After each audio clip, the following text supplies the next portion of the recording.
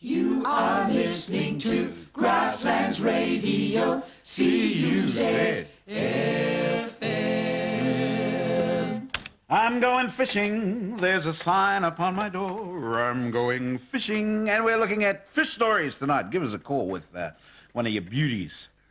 Come on, okay, we got a call. Hello. Eric here, Billy. Hey, Eric. Yeah, what would you say if I told you that I once caught a 90-kilo snapper? 90-kilo snapper? I'd say bush. I'd say I don't believe a word you're saying. Well, I did. 90 kilos it was. Yes, all right, Eric. What would you say if I told you that I went floundering once, I dropped my tilly lamp in the water, I came back 2 days later, not only was it in the same place, but the light was still on? Light was? Oh, I'd have to say I don't believe you, Bill. All right. I'll tell you what, Mush, I'll make a deal with you. You lose 85 kilos and I'll put the light out.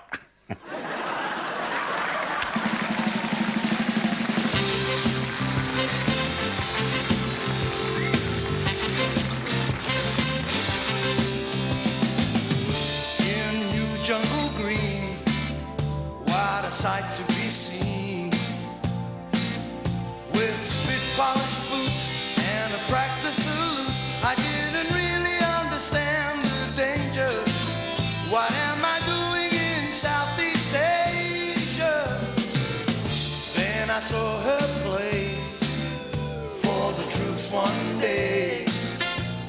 I knew that in time that you would be mine, oh mine. I'll swap my gun for a life of your love and make a living on Talk Back Radio. And it's a 1, 2, 3, sailing down the red lights on. And it's a 1, 2, 3, sailing down the red lights on. And it's a 1 and 1 and 1 and 3, sailing down goes the red lights on. Okay, now imagine you're this big fat old brown trout, right? Ed. Okay, you're a shiny new rainbow trout then. So you're hovering on the edge of the rapids there, wondering what to have for lunch, as usual. And then floating down towards your questing nose comes Mrs. Simpson. Mrs. Simpson, is she going fishing as well? It's a fly, Greg. Dad, careful, you have someone's eye out. No, it's going to land right there on your snotty little nose. Thanks very much. Funny name for a fly, Bill. Why Mrs. Simpson? Yeah, well, it's a sad story, you see, Greg. This is Mrs. Simpson here, look. Now, she was a widow, and her old man got eaten by this eel, you see. Billy, give it a rest. No, I just want Natty to appreciate that her father, as well as being the paragon of all fatherly virtues and loved by thousands, possibly millions, is also an expert angler, so... Once a year, Greg, once a year, Billy goes fishing with Uncle Don and we have to go through the whole Isaac Walton routine. Isaac Walton? Yeah. He invented gravity, didn't he? You know, when the apple fell on his head. That was Isaac Newton. Oh, so there's going to be a whole crowd of people there. Why can't I come? Isaac Walton was a famous angler. Oh, so he's going too? No, just Don and I, and you know why you can't come, I told you that. Oh, yeah, because of the tarp, the poo. Yeah, that's right. What have you been telling him, Dad? All I told him was that the pool that Don and I go to once a year is sacred to the Tainui, you know, and if he was to come as an Australian, it just might attract the Taniwha. Yeah, it sounds like a load of old Don to me. Well, he should know. He's in the Iwi Transition Authority. I thought he was with Māori Affairs. Yeah, well, he was. But our wise and far-sighted government had him devolved, you see. Gee, sounds like Don's going to get done by the Taniwhas. No, we won't. You see, because, we're the trustees, the caretakers of the pool's mystery, see, for the whole tribe, you know. Oh, yeah, it's mysterious, all right. And I remember what you brought home last time. Yes, 6 fish, if I recall. Beauties they were, too. And 6 snapper, if I recall. Now, I wonder what snapper were doing in the sacred pool. They probably got lost. And cold they were. Now, how come that they got half frozen in the boot of your car? Yeah, well, that's one of the great unexplained mysteries of Maoritonga there, tell, see? And so's Uncle Don, if you ask me. I thought you liked him. I do like him, but I just don't believe him. Kia ora, everyone. Oh, you, mate. You ready for the fishing, Dad? Yo. Are you going fishing too, Lydia? Nope. Why? Well, you've got an anchor round your neck. It's a statement. Oh, is it? I thought it was a ticky. Why is it that every time I try to make a statement of my Māori tonga around here, I get rubbish? Oh, Lid, I wasn't rubbishing you, mate. Well, thank you, Uncle Greg. I love your little anchor. It's not an anchor. It is a manaia, symbol of my cultural heritage. So what you should do, Lid, you should strip that flax bush out the back and make a pew-pew to go with it. Go Oh, yeah. Ignore that. Hey, no, fair dink, Bill. Everyone should be allowed to make a statement about their original origins. Yeah, all right, Greg. All So right. can I have a Castlemaine 4X? As long as you hang the can around your neck when you finish with it. You know, Dad, you should make a statement about your appearance. What? I mean, you're in the public eye. People should recognise you as Māori. Yeah, well, that will solve my biggest problem. Oh, what's that, mate? People think I'm Swedish. First of all, I catch the fish. Then we gun and skin the fish. And then tail goes and cooks the fish. Then you all cook the fish and eat the fish. So, there he was, Thelma. I could see his tail moving. I knew if I could get a nymph down to him, called Poke the Hoe. Oh, yeah, Don. Bill caught me like that. Yeah, and your tail was doing the old hula, too, if I remember rightly. Bonjour, good people. What a lovely day. Hi, Greg. Tina Coco. You must be Uncle Donald. Don will do. Oh, well, I'm Greg and I'm Australian. I'll make allowances for that, eh? Queenslander, mate. Hey, Greg, what are you dressed up like that for? Like what? Like that. Well, why are you dressed like that? Well, we're going fishing, that's why. Oh, well, these were the first clothes that I sort of got when I got out of here. Oh, yeah. Well, you look a bit like you could be going fishing, Greg. Oh, well, I might if I knew a really good place to go fishing. And, of course, if I had someone to go with me. Hickow, why don't you come with I explained to Greg about the pool and the tapu and everything, and he understands. Yeah, I understand. Uh-huh. Well, he can't come with us.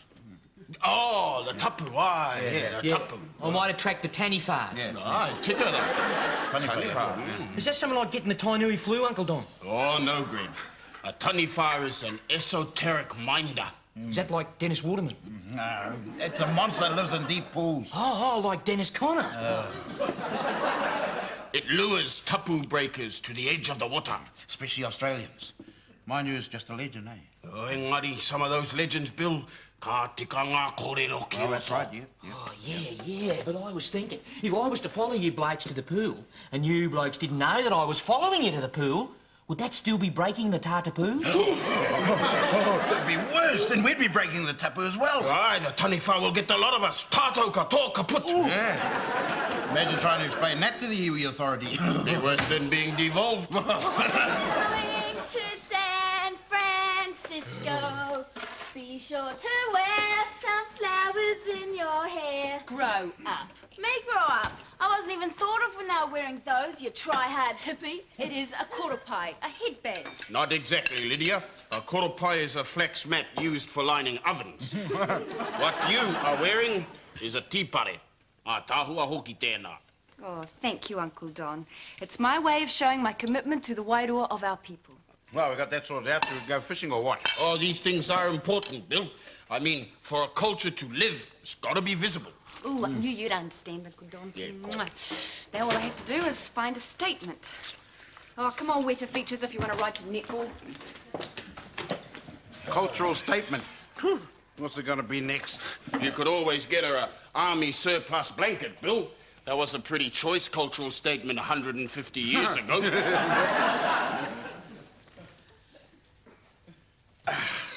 So, how's the weather forecast? The forecast is mild and overcast with a rising barometer. What's the story with Greg? What? You know, this tapu. He's all right, except, you know, I spend every day with him. I practically have to live with him, so I regard my weekends as Greg free days, you know? Oh, yeah. Anyway, what are you talking about? What was all that stuff about the tapu and the taniwha and everything? I'm just giving you a hand, cousin.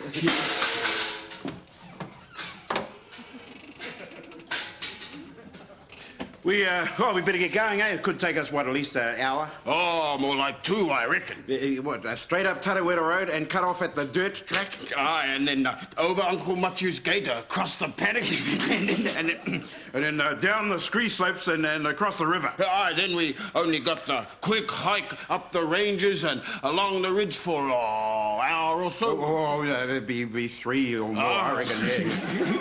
And then down the secret path into the hidden valley. And along the bush path to the sacred pool of the Tangata Whenua, where within lies the mighty Taniwha. The Taniwha that is so huge. And so strong. That the man that wrestles with it and lands it will have eternal mana. Eternal mana.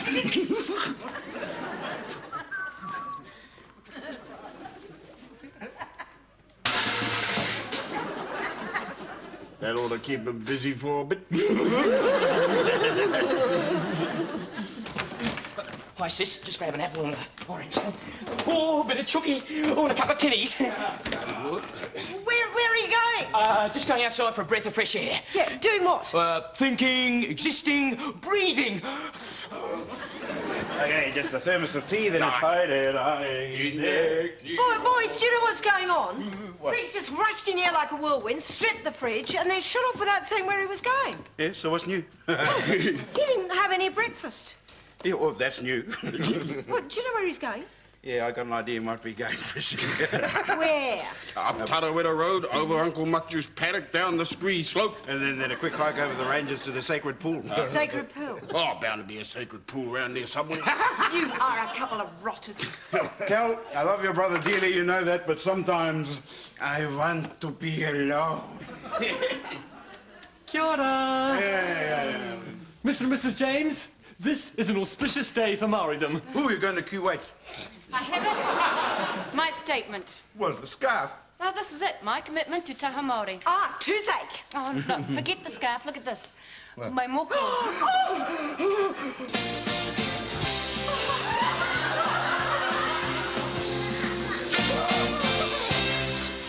It's only felt tip. It's in draft at the moment, like a sketch for the real thing. Oh, that's a relief. Well, you didn't think I would go out and do something as momentous as this without discussing it with my whānau first, did you? Oh, no, of course you wouldn't, Lid. No, I'm going to have it done tomorrow. What?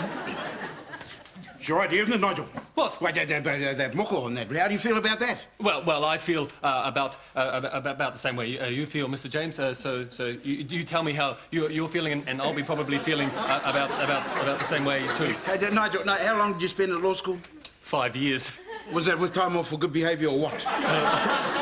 Another fucking nene.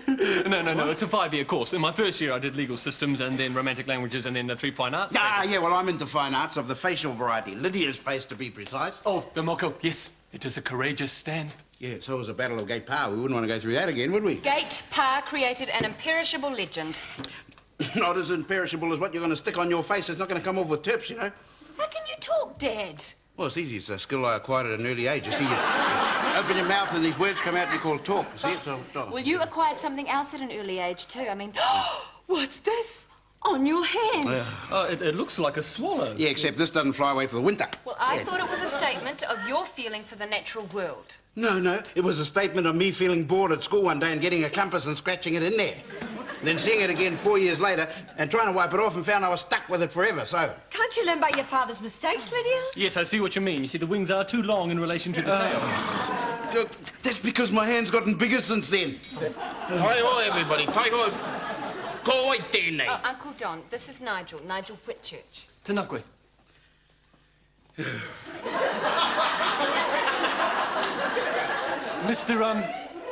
Mr. Don. Are you encouraging Lydia to do this? No. I think it's got to be Lydia's decision. Nigel respects my cultural declaration, my whakapuaki. It's a whakapuaki, all right? How come he hasn't got a whakapuaki of his own? Oh, I'd love to, Mr. James, but I respect you too much. For me as a Pākehā to adorn myself with a moko would be a gross cultural slur, no matter how much I want to. Oh, no, you go and have it done. I promise I won't be offended. Me neither. Yes, but the district court might take a dim view of it. They're culturally barren. Oh, yeah, better be going. Yes, I'll come with you, Nigel. Bye, Uncle Don. Hey, hika. What was that? Well, that was your niece, sort of. No, the other one. Believe it or not, that's a lawyer. Oh, bit porangi. Yeah, Inter-Dominion Grand Champion porangi. Gotcha. Lydia, oh Lydia, have you met Lydia? Lydia the tattooed lady. Grow up. Me grow up. I'm not the one who wants to do colouring in all over her face. On her jaw was the Royal Flying Corps. On her back was Union Jack. Now, could you ask for more? Nadine, how would you like to meet Mr. and Cinkerate? Hey, girls, give it a rest. Lydia, have you thought it through? Mother, I have never been more certain of anything in my entire life. I seem to remember you were pretty certain you wanted to be an All Black when you were 7. Well, I'm not 7 anymore. I am now a mature woman. Yeah, and I'm Imelda Markov. But say you want to be a newsreader or work in foreign affairs or anything, really. They can take me with my moko or not take me at all. I bet I know which one they'll go for. You don't understand, do you? This is my way of saying, hello, world. This is me. Wear a badge. Why a tattoo? Moko! Don, can you do anything? She'll listen to you. I don't know. It's a tough one, Cal. And have a talk to Billy. I don't think he knows what to say. Might as well. Not getting any fishing done. Getting to you, Nebro. Well, I mean, what do you reckon? What, she's an adult? Well, nearly. And the more I tell her not to do it, the more determined she is to go ahead with it. All right. A lot of her grandmother in it. Yeah, but her grandmother didn't have a moko. Well, I'm a bit in two minds. It shows she's proud of her taha Māori. Yeah. You could take it as an expression of the Māori Renaissance. Yeah. Still a pretty dopey idea for a 19-year-old, ne? Yeah. What? I thought you'd, well, I didn't know what to think. You'd been with the department and everything. I told you, Billy, we've been devolved. Yeah, well, I got a bit devolved when Lydia came in with that moko on, jeez. I'd have to agree, Bill.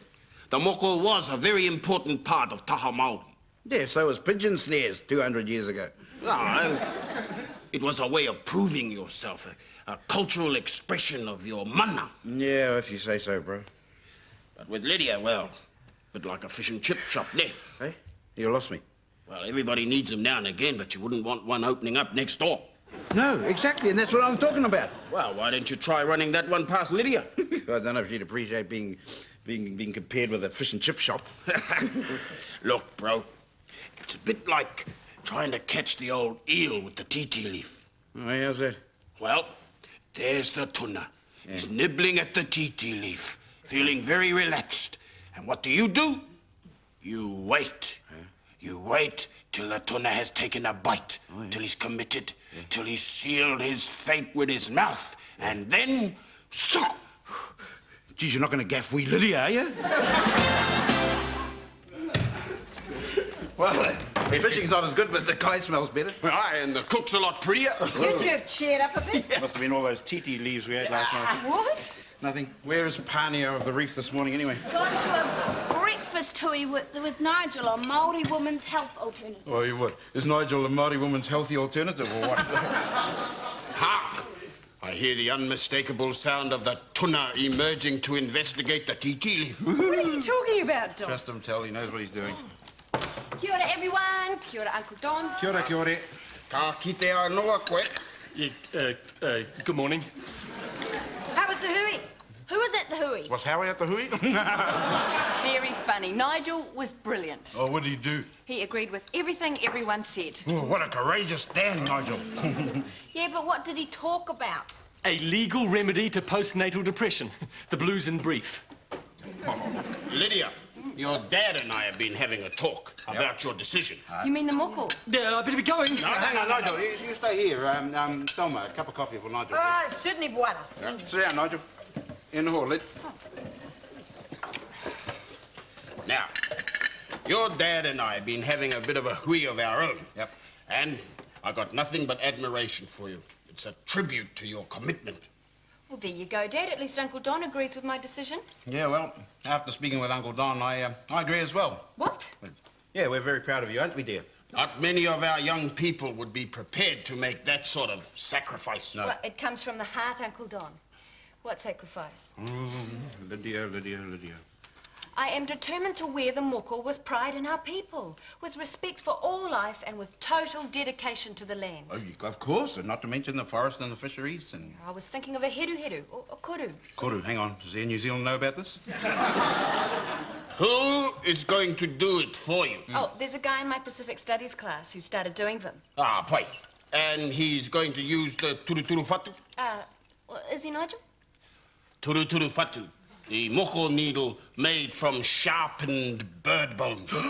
I think he uses an electric needle. Oh, no. Oh, that's a pity. You see, for the moko to have any mana, it has to be created strictly according to the ancient Theao ritual. I know. I'd have thought that with your level of commitment, Lydia, you'd have wanted it done properly. Well, that's what I would have thought, too. Well, I do. That's the whole point. All right. I'll insist that he uses the turuturu fatu. Carpe diem. Oh, that's good. Yeah, yeah, that's it's good. worth putting up with all that pain for the sake of having it done properly. Pain. Pain? All right? That's one of the most important parts of the ritual. Rising above the pain. Yes, rising above the old pain. Oh, he uses a local anaesthetic. Oh, well, no. All right, forget the local.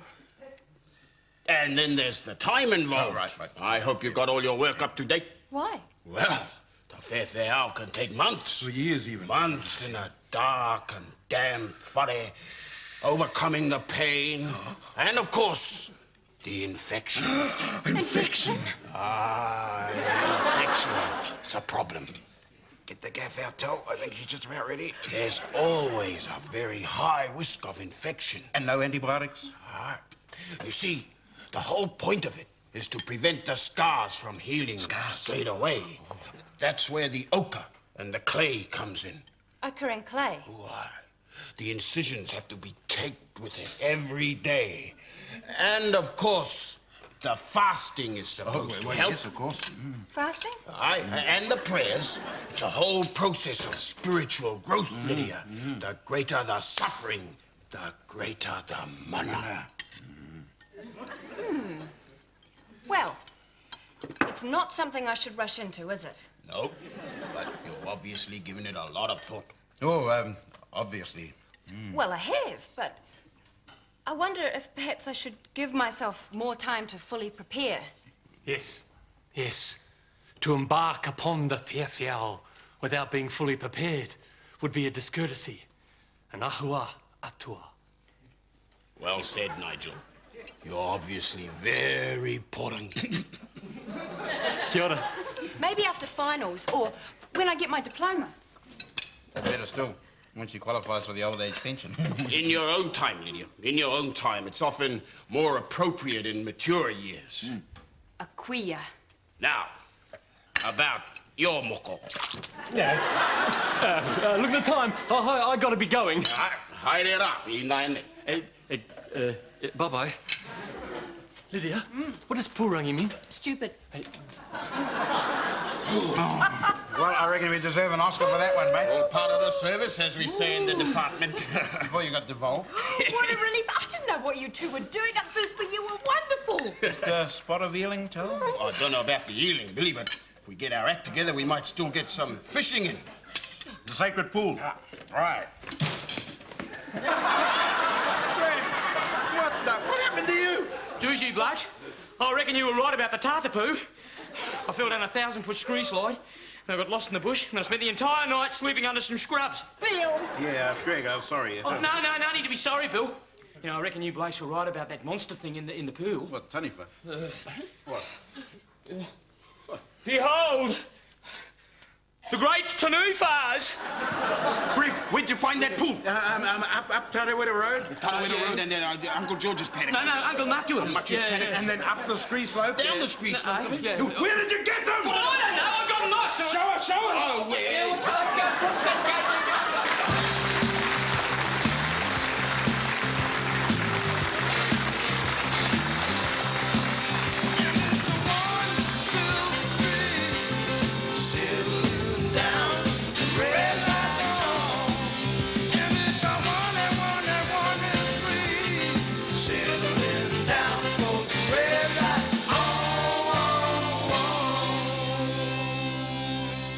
I'd just like to say a few words about race relations in this country, Bill. Race relations?